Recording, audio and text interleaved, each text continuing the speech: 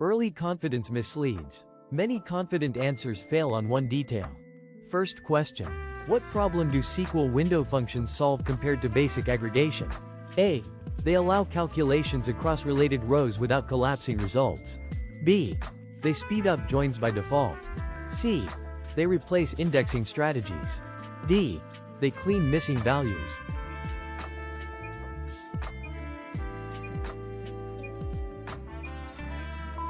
Correct answer is A. They allow calculations across related rows without collapsing results. Second question. When would you use a window function instead of group by? A. When you need row-level detail alongside aggregates. B. When you want fewer output rows. C. When storage size must be reduced. D. When indexing is required.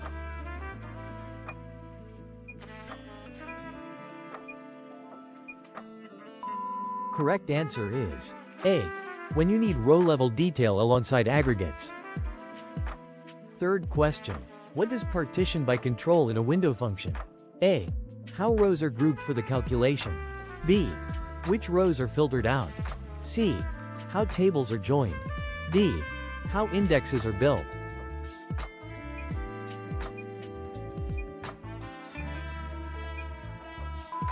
Correct answer is A. How rows are grouped for the calculation. Fourth question. Why is order by important in window functions like row_number? A. It defines the sequence used for calculations. B. It reduces query execution time. C. It enforces uniqueness. D. It removes duplicates automatically.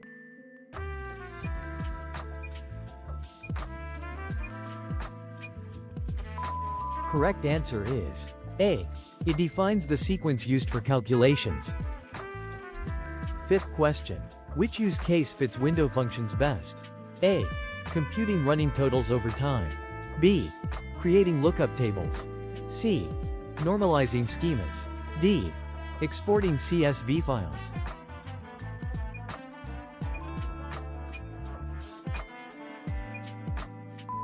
Correct answer is A. Computing running totals over time. Sixth question. What would break if order by is omitted in ranking window functions? A. The ranking becomes undefined. B. The query fails to run. C. The table is locked. D. The partition is ignored.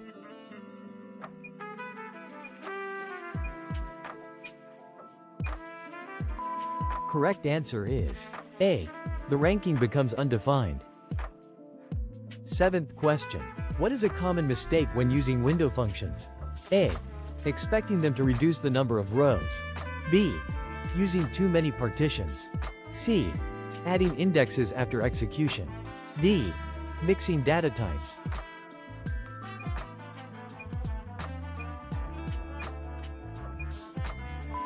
Correct answer is A.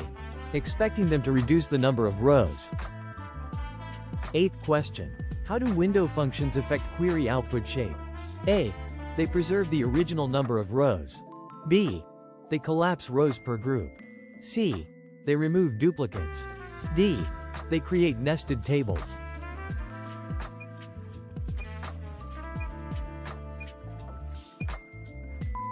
Correct answer is A. They preserve the original number of rows. Ninth question. When are window functions less appropriate than aggregation? A. When only group-level summaries are needed. B. When ordering is required. C. When ranking is needed. D. When cumulative metrics are needed.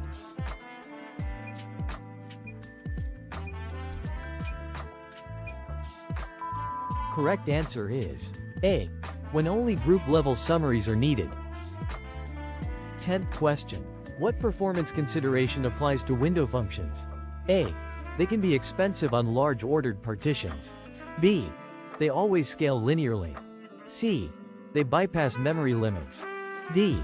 They ignore indexes entirely.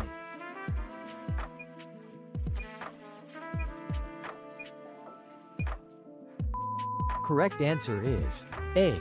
They can be expensive on large ordered partitions. 11th question.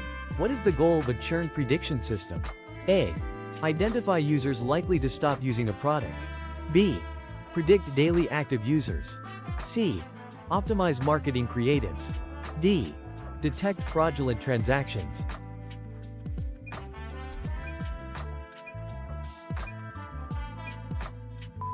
Correct answer is A. Identify users likely to stop using a product. 12th question. Which label definition is most appropriate for churn modeling? A. User inactivity beyond a defined time window. B. Any decrease in engagement. C. User dissatisfaction score. D. Account deletion only.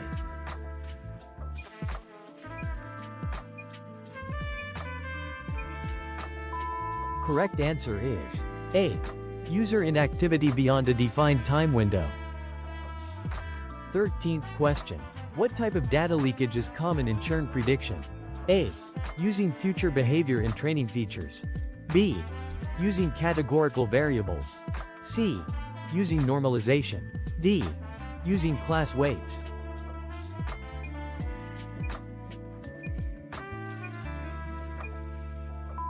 Correct answer is A. Using future behavior in training features. 14th question. Which metric is usually most appropriate for churn models? A. Recall or AUC depending on business cost. B. Accuracy only. C. RMSE. D. Log loss only.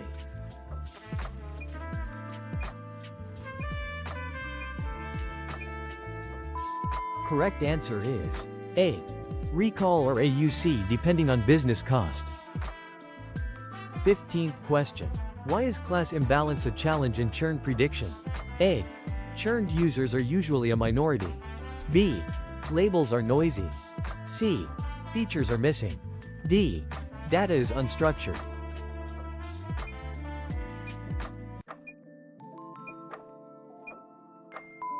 Correct answer is A. Churned users are usually a minority. 16th question. What feature type is often most predictive for churn? A. User behavior trends over time. B. Demographic attributes only. C. Random identifiers. D. Static metadata.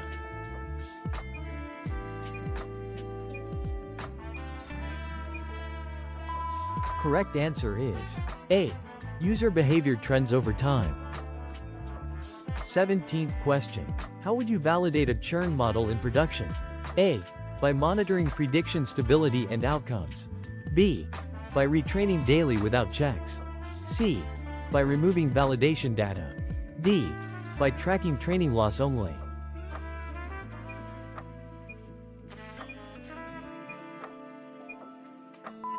Correct answer is A.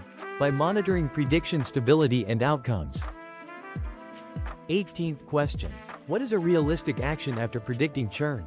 A. Trigger targeted retention strategies. B. Remove users automatically. C. Block accounts permanently. D. Change pricing globally.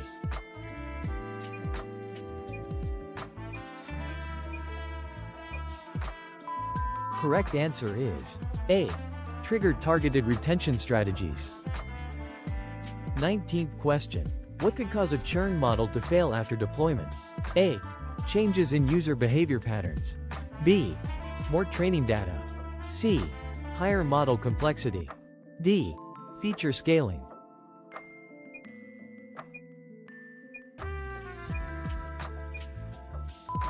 Correct answer is A. Changes in user behavior patterns. 20th question. What does calibration mean for probabilistic models? A. Predicted probabilities reflect true outcome frequencies. B. Probabilities summed to 1 per class. C. The model has low variance. D. The model converges faster.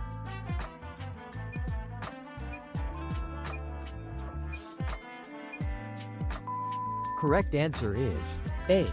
Predicted probabilities reflect true outcome frequencies. 21st question. Why is probability calibration important in decision-making? A. Actions depend on reliable risk estimates. B. It increases accuracy automatically. C. It simplifies feature engineering. D. It removes bias entirely.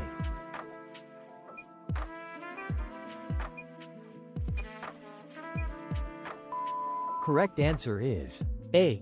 Actions depend on reliable risk estimates. 22nd question. Which model type is often poorly calibrated by default? A. Tree-based ensemble models. B. Linear regression. C. K-means clustering. D. PCA.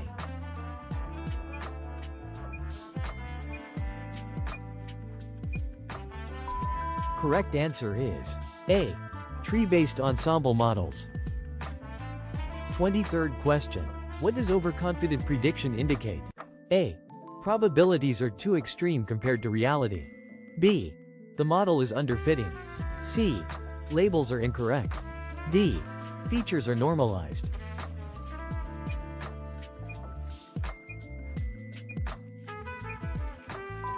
Correct answer is A. Probabilities are too extreme compared to reality. 24th question. Which method is commonly used for calibration? A. Flat scaling or isotonic regression. B. Data augmentation. C. Early stopping. D.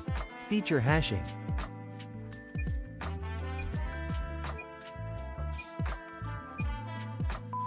Correct answer is A. Flat scaling or isotonic regression. 25th question. How do you evaluate calibration quality? A. Using calibration curves or Breyer score. B. Using accuracy only. C. Using ROCAUC only. D. Using confusion matrix.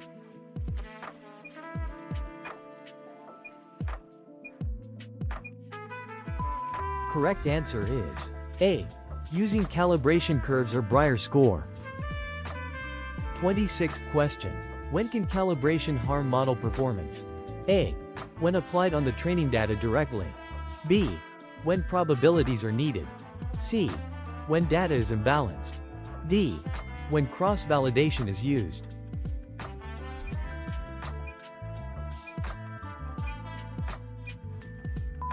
Correct answer is A. When applied on the training data directly. 27th question. What type of problem benefits most from calibrated probabilities? A. Risk-based decision systems. B. Unsupervised clustering. C. Dimensionality reduction. D. Feature selection.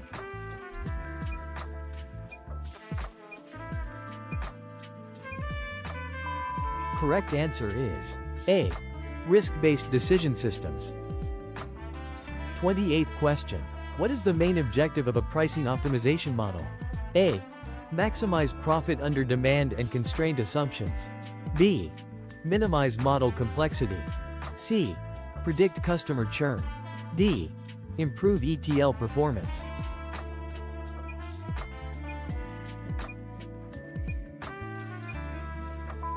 Correct answer is A. Maximize profit under demand and constraint assumptions. 29th question. Which input is critical for pricing optimization? A. Demand response to price changes. B. Customer names. C. Server uptime. D. Product descriptions.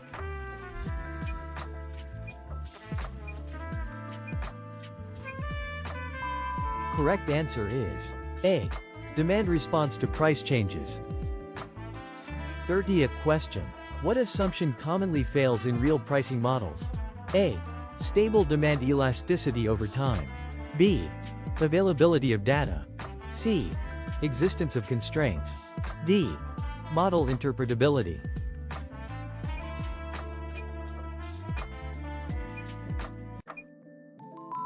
Correct answer is A.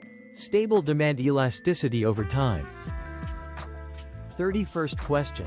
Why is experimentation important in pricing optimization? A. To estimate causal impact of price changes. B. To increase data volume. C. To simplify modeling. D. To remove seasonality.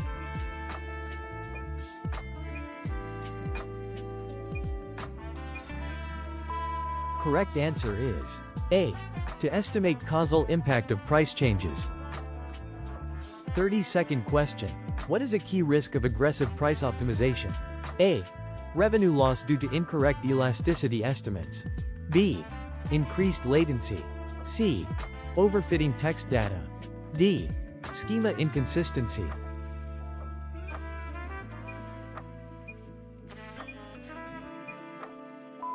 Correct answer is A. Revenue loss due to incorrect elasticity estimates.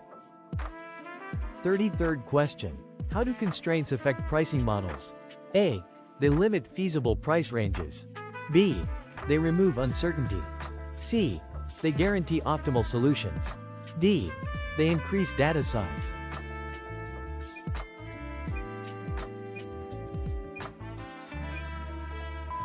Correct answer is A. They limit feasible price ranges. 34th question. What evaluation approach is most reliable for pricing models? A. Controlled experiments like A/B testing. B. Offline accuracy metrics only. C. Manual review. D. User surveys only.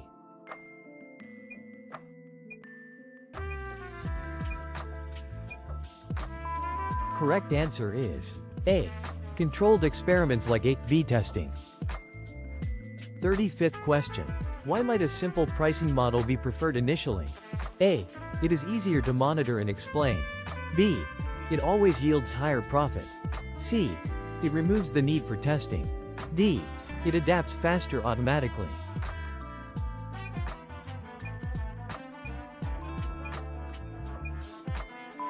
Correct answer is A.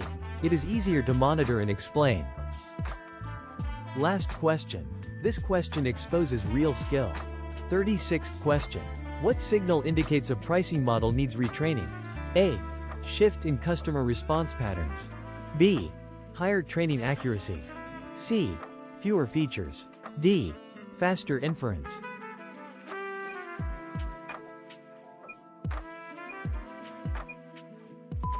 Correct answer is A. Shift in customer response patterns. Subscribe to test your skills every day.